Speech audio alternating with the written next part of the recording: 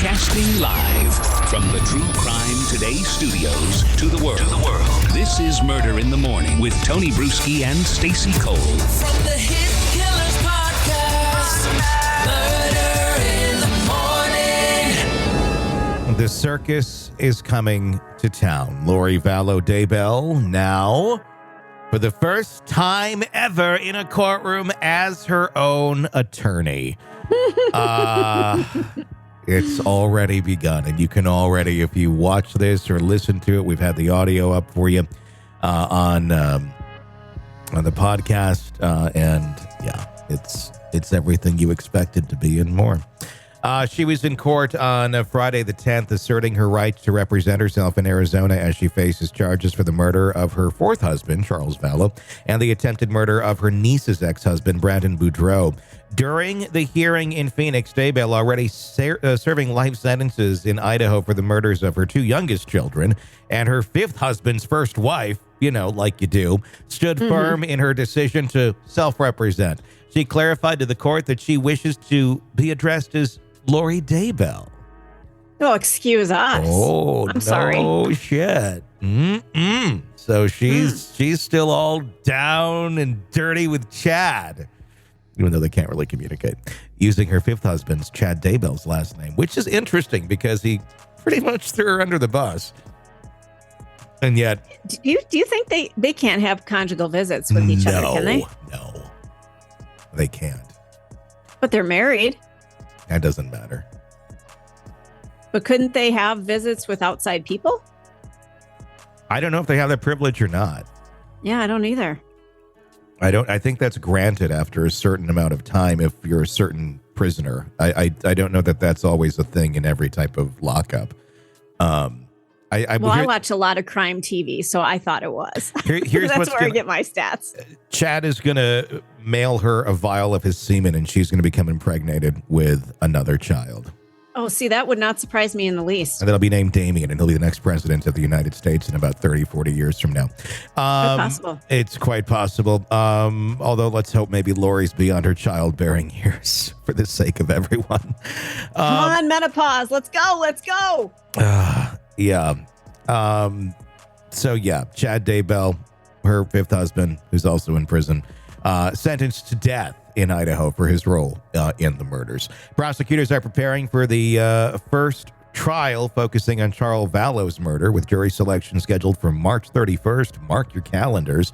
The defense intends on a starting trial without delay. Daybell told the court prosecutors anticipate their case in chief will take several weeks, depending on how long Daybell, acting as her own attorney, takes to cross-examine witnesses. I can't fucking wait for this. Judge Justin Bursky acknowledges the complexity of scheduling, noting that a second trial date for the attempted murder of Boudreaux will depend on the duration of the first trial. It's hard to set a second one without knowing how long the first one's going to take, he said. Daybell made her preference felt in court, hand-filing two motions requesting additional discovery from prosecutors.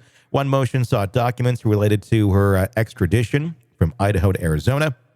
Judge Bursky denied the motion, stating the materials were not relevant to the current charges. Strike one. It's like, you want what? I haven't watched. It's like, Miss Daybell, well, how do you think they're relevant? And she kind of she tries to bullshit him a little bit. I know that. Then why would we do this? Okay, we're not doing that, Miss Daybell. I didn't get to that part yet in my law book. Get back to me in a week. Let me... despite these setbacks, I don't know if they're even setbacks. They're just like, why the fuck does this even pertain? Daybell appeared resolute. Her choice to represent herself, a rare and risky move in high-stakes criminal cases, especially when you're crazy, has drawn significant public attention. Legal analysts have highlighted the challenges she'll face, including navigating complex legal procedures and cross-examining witnesses. It's going to be a shit show, and I can't wait to watch for one. Well, she's got so much emotional investment in this case. And that's the beauty of attorneys. They're not supposed to get attached to the case. They are outsiders. They have the legal expertise. They know where things are going to go. She is emotionally involved in this. She doesn't know how to do shit. No, she doesn't. And if somebody says something that triggers her, that's going to be wonderful. I can't wait.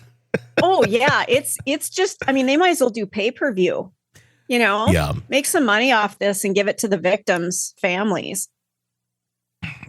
What? So what? The Daybell family? Well, I was Chad's the ones that are still alive. Yes. Yeah. Like like the grandparents that are Yes. out there. Yeah. Yes.